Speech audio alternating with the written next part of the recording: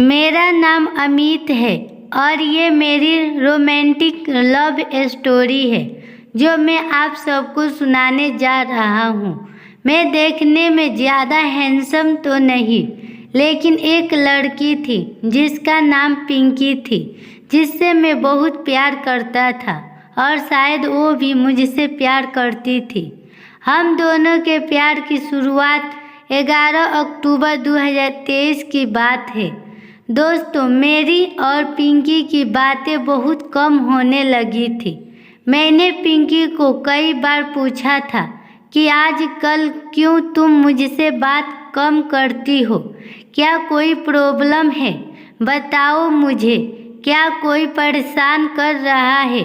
लेकिन पिंकी ने मुझे कुछ बताने को तैयार नहीं। फिर एक दिन रात को 10:30 बजे मुझे पिंकी की बहुत याद आ रही थी और मुझे नींद तक भी नहीं आ रहा था और मैंने सोचा क्यों न उससे बात कर लूं। जब वे फ़ोन किया तो उसका फ़ोन बिजी था। मुझे बड़ी हैरानी हुई कि इस समय उसका फ़ोन बिजी क्यों है। मैंने 2-3 बार ट्राई किया लेकिन फिर भी बिजी था। थोड़ी देर बाद पिंकी का फ़ोन आ गया और उसने कहा कि उसकी फ्रेंड सीमा की फ़ोन थी और वो कल की कॉलेज एग्ज़ाम के बारे में पूछ रही थी।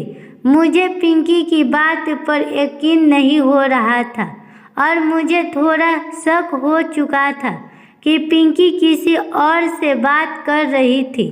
इसी तरह 1 महीना बीत गया और उस 1 महीने में पिंकी मुझसे बहुत कम बातें करने लगी थी।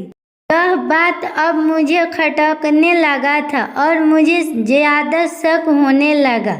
एक दिन मैं मार्केट में कुछ लेने के लिए गया था तो मैंने देखा कि पिंकी एक लड़के के साथ मोटरसाइकिल में बैठी हुई है। मेरा शक यकीन में बदल गया। यह देखकर मुझे बहुत ज़्यादा तकलीफ़ होने लगा लेकिन मैंने उस समय पिंकी को कुछ नहीं कहा। मैंने वहाँ से चुपके से निकल गया। घर आकर मैंने बहुत सोचा कि कहीं ये मेरा प्यार एक तरफा तो नहीं। मैं बहुत उदास था क्योंकि उस दिन मैं बहुत अकेला महसूस कर रहा था।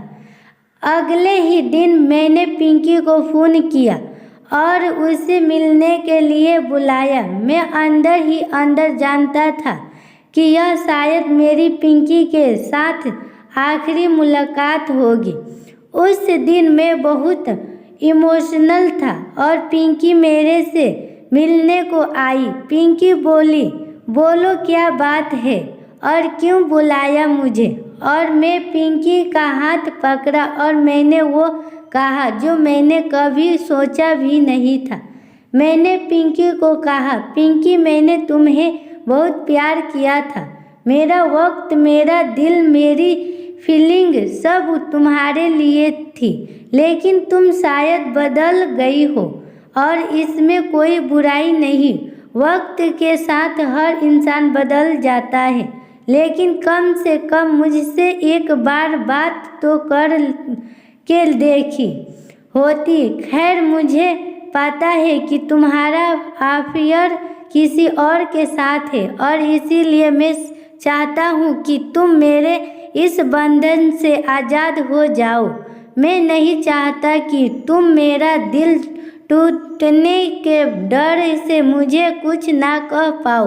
इसीलिए आज मैं तुमसे कहने आया हूँ पिंकी, आज के बाद मैं तुम्हें कभी नहीं मिलूँगा और मैं तुम्हारी ज़िंदगी से बहुत दूर चला जाऊँगा और मैं चाहता हूँ कि तुम ज़िंदगी में हमेशा खुश रहो।